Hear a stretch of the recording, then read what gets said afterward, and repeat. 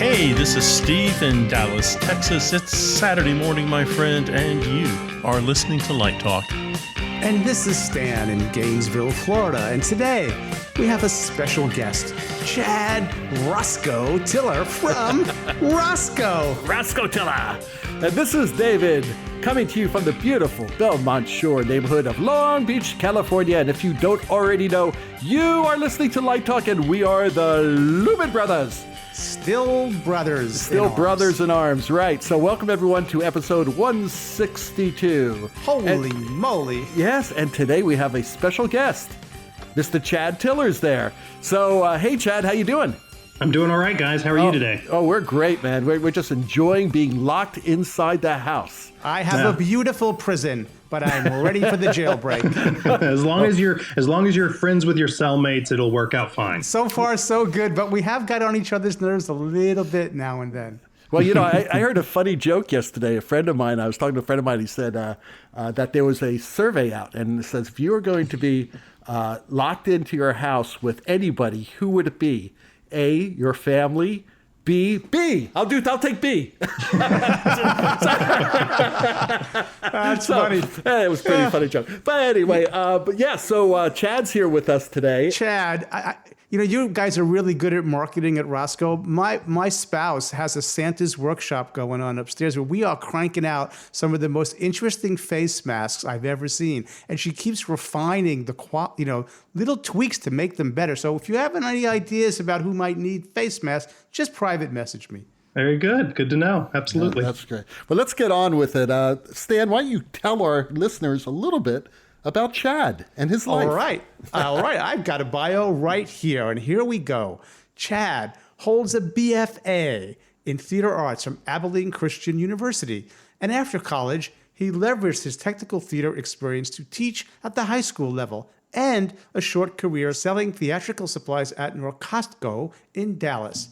Chad joined Rosco in 2008, where he not only built custom relationships in the live theater community, including Broadway designers and technicians, but also with members of the New York City film, television, broadcast, and architectural markets. Rosco promoted Chad into various leadership roles, including U.S. Sales Manager and North American Director of Sales, where he led the company's sales efforts in all markets across the continent. Throughout his career at Rosco, he has guest lectured at many colleges and universities, and his seminars on color theory and gobo projections are always popular presentations at USITT and the stage seminars Super Saturday. Chad's current role is Vice President of the Global Live Entertainment Market. Wow, that sounds big. Where he oversees the sales activity for Roscoe's lighting, scenic, and dance products all around the world. Boy, we've been trying to get you on the show for a while, and you are finally here. Sounds like I've done a lot of things to try to get here. My goodness. I don't know if you're a regular listener to our show, Chad, but you were almost blackballed from the show. How so? Well, you were very kind to me at the Illumination Awards ceremony where you sponsored an award that one of my former students won, the Knights of Illumination. Sure. And we had met for the first time, and it was really cool, and it was warm, and it was fuzzy. And somehow we connected about a MixBook, and you sent me one, which was really cool. But you remember I'm part of a family. And the other family members were a little miffed. In every family, you've got favorite brothers, and you've got the other brothers, I guess. That's right. I set you up, David. Brothers. I set you up, David. We're Go the for other it. brothers. Well, our listeners know. We've been teasing about it. We're not really serious. We don't need those stinking MixBooks. Yes, we do. We love them. No, of course, this all started way back, actually. It started way back at the LDI show, I believe it was. And maybe. I think it's good. We love the MixBook, but we don't have them. And we've been giving you a hard time, well, not you, but Rosco, about sending us MixBooks. So it's sort of tongue-in-cheek. We want to put the Lumen Brothers seal of approval on them. We want the seal of approval, right. We think it's a cool product. So, Thanks. And you know how guys are. We all want, the latest technology. Toys. So we're like, toys and toys. And Steve last week said it. What I really need is a MixBook. I'm the one who would be using the damn thing. That's what's got me. I've been trying to buy a stinking MixBook and can't get one. I'll tell you what's pretty awesome is that our first production run was completely sold out. Wow. We were really. We went into it with cautious optimism that we had a cool thing on our hands. And we started talking about the tool with various customers, not just in the live theater world, but also in the film TV world, and even to some extent in the architectural market. And what we discovered is we really had a home run on our hands. I think that it was surprising to some, I won't say all of us, it was surprising to some folks at Rosco how successful it was out of the gate. And we quickly burned through that first production run. Our second sort of rush short production got consumed shortly thereafter. And then we were into Chinese New Year. And you guys all know what happened after Chinese New Year. The Chinese the New holiday Year's present was to us. Well, the holiday got extended due to the precautions they were taking in China, and then supply chain disruptions being what they are. We're at the point now where we're eagerly anticipating getting more in stock. What I will say is there are some Rosco dealers who have inventory on their shelves.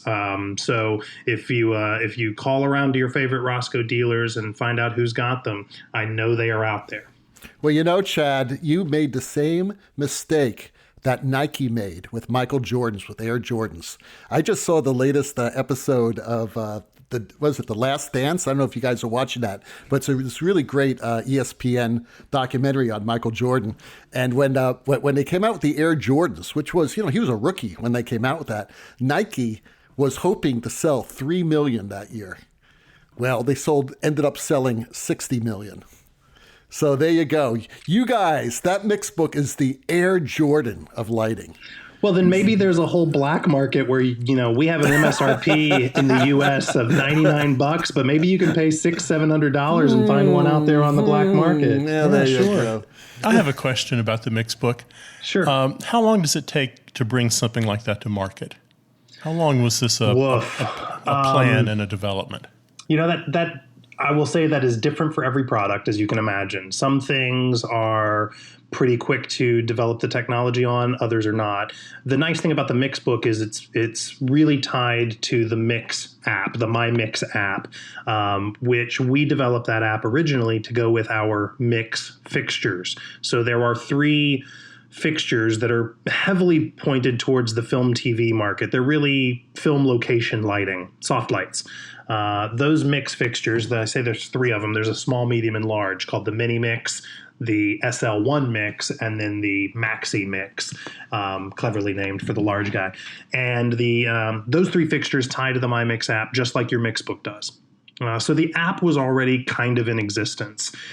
The diodes that we use inside the MixBook are perfectly matched to those Mix fixtures. Therefore, the diode selection had already been done. So really, it was about controllability and the Bluetooth functionality of finding something that we could fit. For those who don't know, the MixBook is, I don't know, it's maybe the size of a computer charger. It's not a large device. It's smaller. Pack of cigarettes. Pack of cigarettes. Can we still say that? Can we still say pack of cigarettes? I hope that none of your listeners know what a pack of cigarettes is. Let's say it's a little bit larger than your Rosco Lux Swatchbook, and a little bit narrower. But the idea, it came from, of all people, it was our CEO Mark Engel. For those who know Mark, he's been with Rosco for quite a while, and Mark had the concept that the Swatchbook really is a big part of who Rosco is. When you think of Rosco, for the history of Rosco's been around since 1910, and when you think about 110 years of coloring light, the Swatchbook really became kind of a tangible metaphor for our company, right?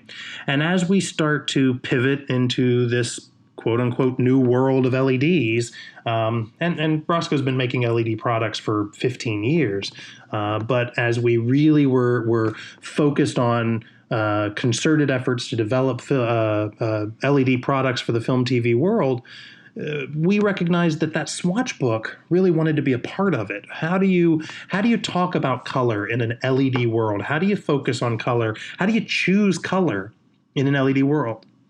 And that led us to doing some surveying of the marketplace. And overwhelmingly, guys, we asked the question, when do you choose the color? And overwhelmingly, the response was, I choose the color when I'm in the space with the fixture and the console. Interesting, yeah. And that led us, and previously, I think we all kind of recognized that you would choose your color when you were drafting or when you were on an airplane flying coast to coast and choosing your colors on the airplane. That seemed to be when a lot of folks like to do it. Steve, when did you choose your colors? I actually choose my colors while I'm drafting.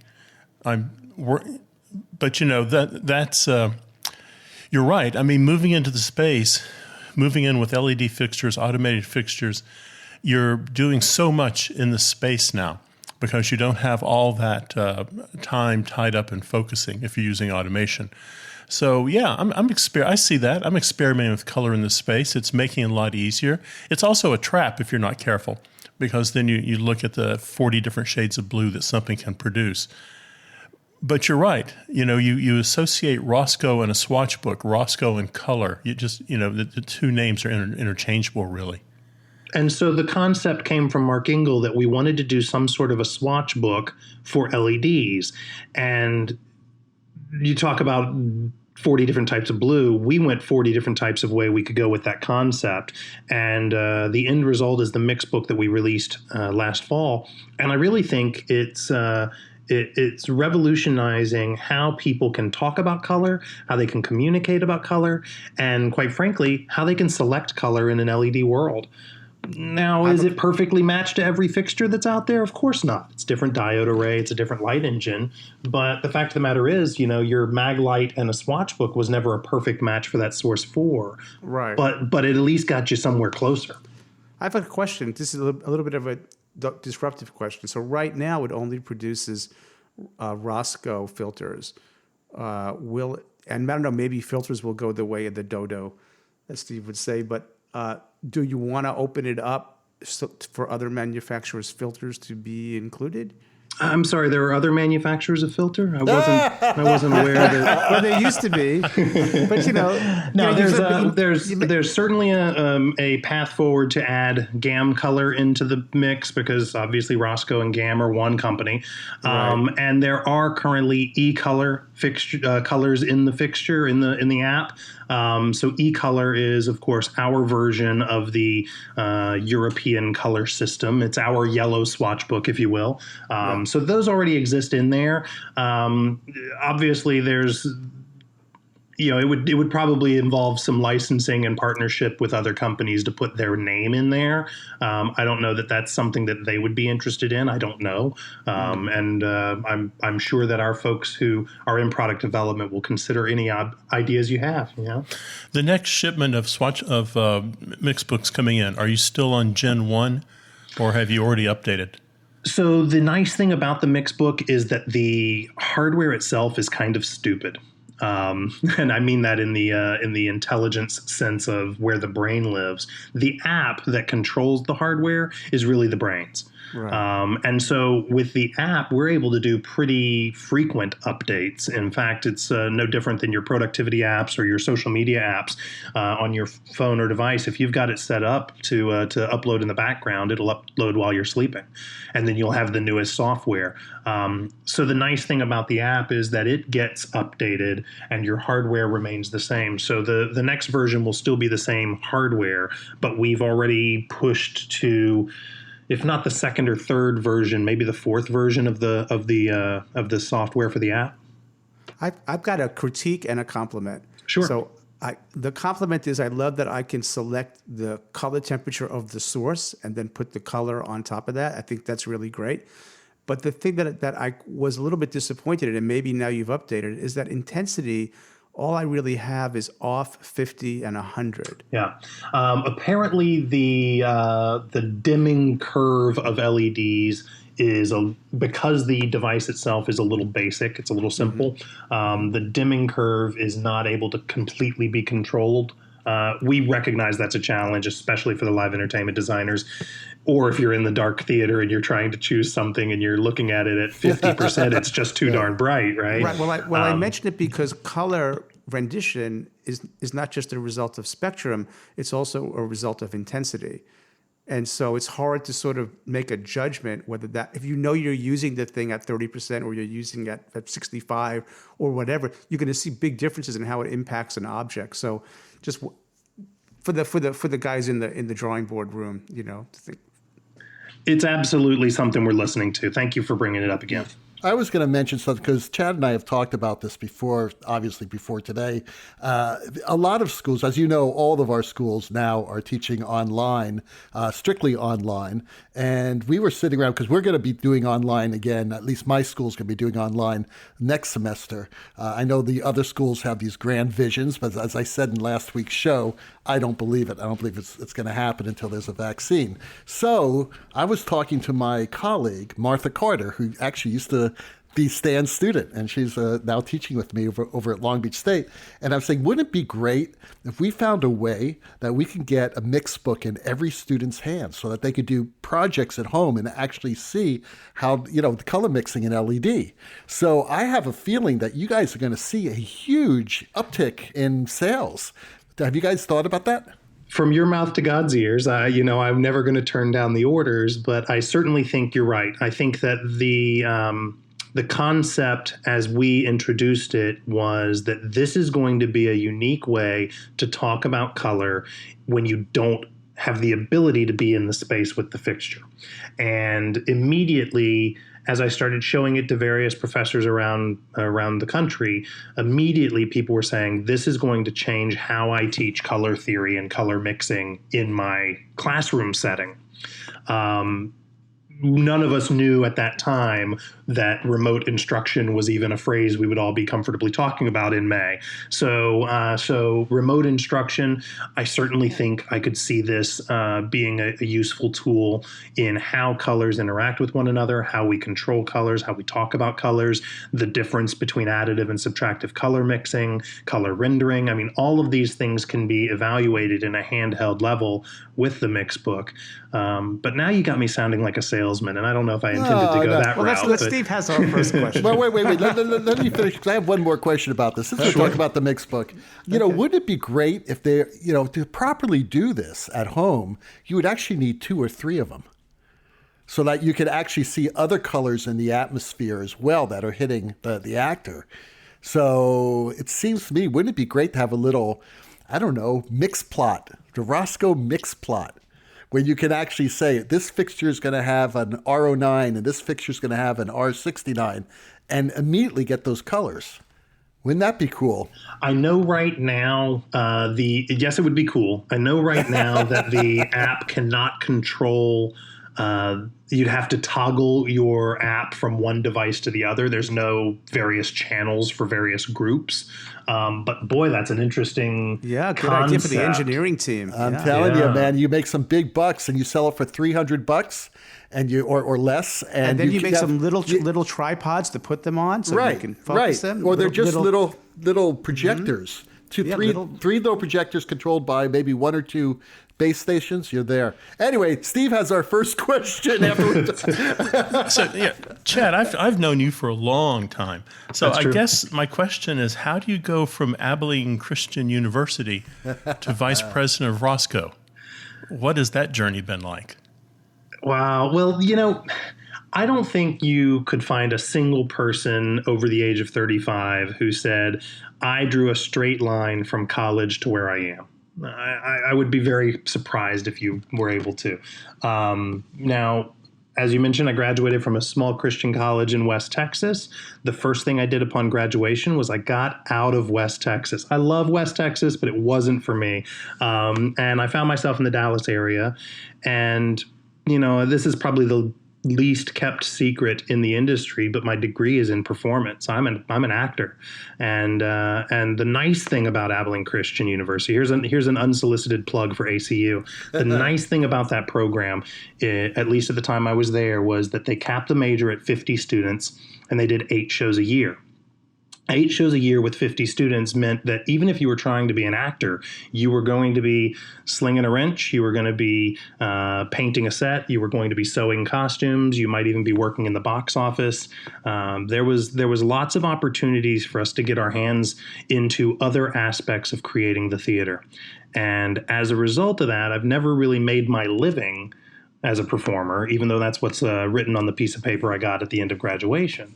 So I ended up in Dallas. I taught high school for a little while, and a friend of mine told me that Norcosco was hiring. Norcosco is the theatrical supply house there in Dallas, headquartered up in Minneapolis. They've got offices, several offices across the country, and I was really I benefited from the mentorship of a man named Paul Callahan. Steve, you probably remember Paul. I do. And there's not very many people I've come across in the world who are better human beings than Paul Callahan was. And he really took me under his arm and taught me a lot about how to take care of customers, about how to help customers get what they need. My first day at Norcosco, he taught me that we never buffalo customers. I had no idea what he meant, but he went on to explain that if you don't know the answer, tell the customer on the other end of the phone, I don't know, but I'm going to find out. And then you hang up, you find out, and you get back to the customer as quickly as possible. And if you can do that, you'll show that customer that you aren't just interested in making a sale, you're not interested in just sounding smart, you're willing to admit what you don't know. And that lesson has gotten me very far because there are quite a few things I don't know. So I was really benefited from that. And it led me to kind of drift away from the possible profession as a performer and really fall in love with sales. I kind of called it my quarter life crisis because I had wanted to be an actor since I was, 3 years old. And when I was in my mid-20s there in Dallas, I said, you know what? That's okay. I'm gonna shift and do something else. Something else you don't know is when you left Norcosco, that's when I stopped shopping there. I found another dealer in Dallas. Wow. Well, I'm flattered and sorry for the Norcosco guys that they lost your business, but thank you for that. My wife, I had met and married my wife while I was working there, and she wanted to pursue a graduate degree in performing arts management. She is a producer of an amazing off-Broadway theater company called New George's. They produce all new work that happens to be by women and gender nonconforming artists. And you can read a lot more about that awesome company at newgeorges.org. There's an unsolicited plug for her. He's plugging away here. He's plugging away. That's what I do. So the pursuit of her graduate degree predicated our move to New York, and I joined Rosco, and I thought I had found the dream job. Right? You get to call on Broadway shows. I get to go to Saturday Night Live and talk to the lighting director. I get to talk to architects who are doing amazing projects. I get to live in what I thought at the time and what I still kind of believe is the greatest city in the world, and I get to run around and cause a lot of trouble on behalf of Rosco, and it's been a lot of fun. Now they keep spreading me out to diffuse my impact, I guess, so that's all right. But I've sort of landed here and have stuck around, and it's been 12, almost 13 years that I've been with Rosco now. How are you guys surviving the pandemic in New York Sure. City? It's tough. It's fortunately we have a really amazing apartment. I will tell you, it's better to be in Brooklyn than Manhattan, as far as I can tell. The density of people is a lot less in Brooklyn. I can still walk outside on the sidewalks. I can walk down the street. We've got a 75-pound German Shepherd mix who does need to go outside at least twice a day. So she makes me get my exercise and my fresh air. But we're fortunate that we live in a city where people are really doing a good job of taking care of their neighbors. And we're doing a really good job of, we wear the masks, we stay 6 feet away. And it seems like the majority of people in my neighborhood are prescribing to that same method. Hey, can you tell us about Rosco's transformation? What are you guys doing regarding market focus and alignment with live entertainment? Sure. So we went through transformation's a nice word. We went through a realignment and a reorganization last summer where we took a look at everything we've been doing. Rosco's, since I've been with the company, has been largely segmented geographically. So there was Rosco US, there was Rosco Canada, there was Rosco Australia, there was Rosco UK. Those were all different subsidiary companies, right? And so earlier in my career at Rosco, we started combining them, but it was still geographically split between our North American business unit and our EMEA, Europe, Middle East, and Africa business unit. And the North American business unit included our export business into Latin America and the Far East. And so still a very geographic division. And, you know, as the director of sales, which was my title up until this past summer, I was responsible for all products, all markets in a geographically specified area, which happened to be North America and Latin America. And my team and I, you know, we would hustle, but we would have to style flex from one market to the next.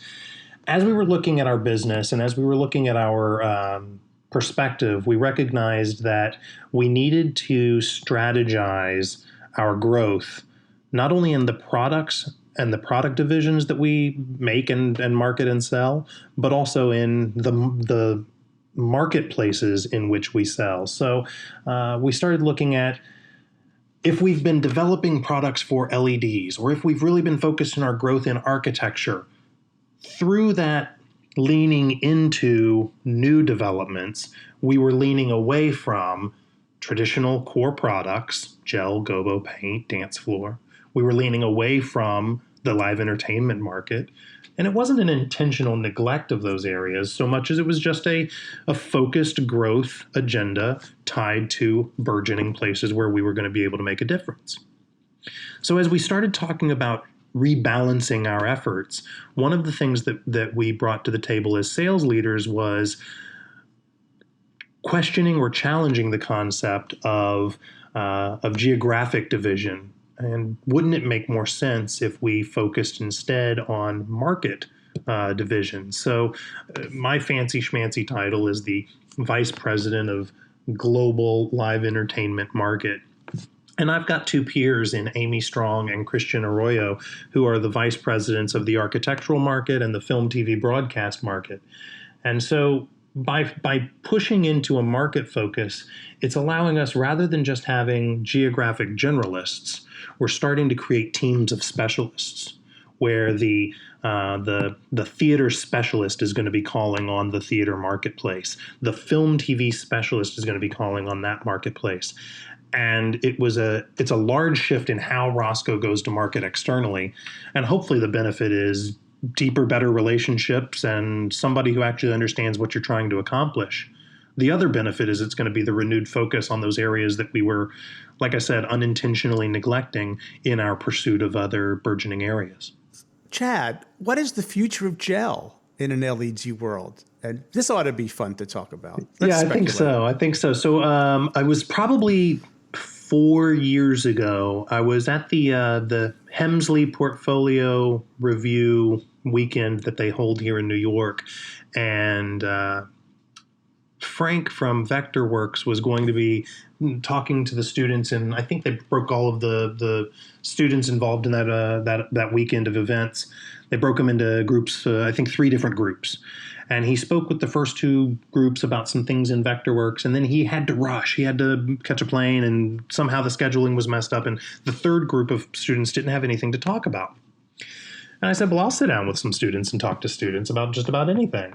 And I figured since they were supposed to be talking about drafting, I raised the question with them, do you need to know how to draft by hand with pen and pencil to pen or pencil and paper to understand computerized drafting?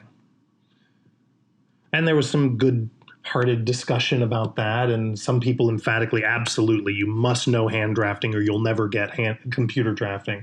And there were a couple of vocal opponents to that thought that said, I don't ever need to know how to hand draft. I can just get onto the computer and do my drafting. And I said, and we can have that conversation if you'd like to. But I then parlayed that into, do you need to know and understand gel to understand LED color mixing?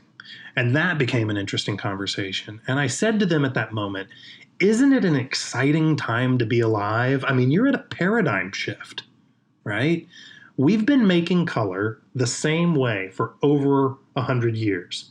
We've taken a white or whitish source, we've pushed it through a filter, whether that's a piece of gelatin, a piece of plastic, a piece of glass. We've pushed it through a filter of some sort, and on the other side, we get colored light. So let's be clear, gel is not dead in your lifetime. It's not dead in my lifetime. There might be listeners on here who will see the eventual demise of gel, but it's far into the future. There's a lot of lights out there that are still burning gel, whether it's in a school, a university, house of worship, professional theater. I mean, there's a lot of conventional fixtures out there, and those conventional fixtures still need to be colored in the traditional way of using a color filter. That being said, I'm witness to the sales figures. I know what is. I know the trends, and we see the trend of filter sales declining, but it's been declining by single digits, and it's been declining over the years. We've been focused on this long enough that we've been able to make some strategic acquisitions and position ourselves to create things like the MixBook, like we talked about earlier. But that being said, even in an LED world, the color quality, color consistency, and color correction is still incredibly important. And I think there will be filter possibilities in the future in LEDs, whether it's how they're diffused, how they're tweaked, but that technology is real, and it's a very useful tool set. I don't know if there's a world. Let's put it this way. I know there are complete productions being done right now that do not use a lick of gel. Right? Big Broadway spectacles that are all movers, they're all LEDs, and they don't use a lick of gel, and that's fine. But for every one of those, there are 3 to 10 smaller productions that do need gel. Yeah, quick question, Chad. You mentioned about diffusion, and I think diffusion gel will be around forever. But did you guys start developing Opti-sculpt? Yeah, Opti-sculpt is our series of lenses. So the concept of lensing an LED fixture is not new. There's companies that have been around focused on that for years. When you purchase certain manufacturers' equipment, you get a lens or a lens set. You're able to maybe purchase additional cuts of those lenses from those companies. What we did was we took a look at the lensing. People continued to come to us for maybe a better way to do that, a different way to accomplish that. And their hope was perhaps a more economic way to do it. So we started from the ground up. That was about a 3-year development process of market evaluation, understanding what the designers were looking for, and then generating there's a lot of technology in that piece of plastic. Essentially, what you've got in Opti-sculpt is, and my marketing people are going to hate me because I'm going to say something that's not exactly accurate. This is not technical information, but this is my layman's description of it. How about that? There's my disclaimer. Opti-sculpt is basically, on the microscopic level, it's a lens. And there's holographic technology, and then there's what we do. And the main difference between the holographic lenses that are on the marketplace and Opti-sculpt is our Opti-sculpt is not susceptible to scratching. The holographic stuff, if you get fingerprints on there, if you stack them together and they rub, that could damage the lensing capabilities, whereas Opti-sculpt isn't subject to that. The other nice thing about Opti-sculpt is it's a less expensive technology. Therefore, we have a lower retail price than some of those other folks out there. So what you end up with is a series of lenses. I think there are 12 different lenses. It's off the top of my head. There might be 13. And I think it is 12 lenses out of 11 pieces of equipment because the 40 and 60 are reversible. And basically, you've got a series of lenses to flare or smudge, and that's the very technical term, to smudge that beam just a little bit and get you a nice, predictable wash. And they're really a get-out-of-jail-free card for people who have less than lovely LED pars that they need to spread out nice and cleanly across the set. Well, let's end on a positive note. You know, we're in an economic crisis right now in the industry. How is Rosco, and you pick them, 4Wall, PRG, you pick all these companies. How are you going to handle the startup and the tremendous strain it's going to put on everyone's ability to manufacture and provide equipment at the same time? Well, I think the startup is going to be well telegraphed for us, right? I don't think it's going to be a light switch that happens July 1st. I think that we're going to have, we're going to see other segments of our economy open up. I think you'll see the manufacturing come back, and then you'll start to see sort of the second tier of businesses that may include some retail come back. Eventually, you will see restaurants and hospitality industries come back. And then eventually after that, you'll see entertainment rebound. So I think we're going to have the manufacturing ramp up before the demand is created by the entertainment marketplace. So I'm less concerned about not being ready for it, because I think it'll be well telegraphed, and I think we'll have a lot of time to get there. I also think it's way too soon to start jumping to conclusions. And I think that with the economic crisis, you know, we are unfortunately, like many other companies, and I mean many across our industry, we've undergone a round of furloughs at Rosco. We've got people who are anxious to get back to work, just like many of the freelancers out there who are anxious to get back to work. And the realities are, we're streamlining so we can get through the economic crunch, and then we're going to rebuild on the other side. At this point, we're looking at what is that new normal? What does the other side look like? And how can we be a better Rosco on the other side of this valley that we're in right now? But you know, that's part of it. We're always looking to improve. One of our sort of in our DNA is the concept of continuous improvement, where we want to be better tomorrow than we are today, and we want today to be better than yesterday. And that's just the push, is to try to improve a little bit every day. As far as responding to this pandemic, you know, right now what we're doing is we're trying to build community any way we can. I talk to a lot of folks. I've attended Driscoll and Zach's happy hours. I've a little shout out to my buddies. Driscoll Have I seen you out there? I was on the very first one before the Facebook group was created. I probably just an early missed adopter. that. Yeah. Hang on, let's be clear about this. Do you play a musical instrument? I have been known to dabble in guitar. I would not call it We're just trying to get the orchestra together here. Maybe there's a rhythm guitar section. Maybe I'll be back. I'll be backup vocals. How about that? Okay, there you go. Can you light talk? Lumen Brothers. That's all you need. That's all you need to know. For God's sake, I can be good at that. You know, Steve and Stan could do it. Anyone could do it. Really. Sure. That's true. I do want to touch one last thing on the pandemic, and we created a series of templates. It's our Gobos for Hope templates. Very cool. We were approached by a company in Chicago to create a logo that they could project. They used a beautiful Robé fixture and did an awesome projection on the side of a building in downtown Chicago. You can find that video on our Facebook page or Twitter accounts. But we decided to take a moment, and in this brief pause in our industry, we created a series of black and white gobos. There are some standard templates as well as some semi-customizable, so you could have your state's outline or your municipality's name. And we're doing this at an incredibly reduced cost. Partner with your local rental shop, get the right fixture, buy a custom gobo that says your city's name on it or something, and use our talents in this moment of pause to project hope and encouragement. That's something that we're pretty passionate about, pretty excited about. And like I said, this isn't a way for Rosco to get rich at all. Trust me, we're doing these at dramatically reduced cost. It's just a way to use light to create hope, and I think that's something we can all use right now.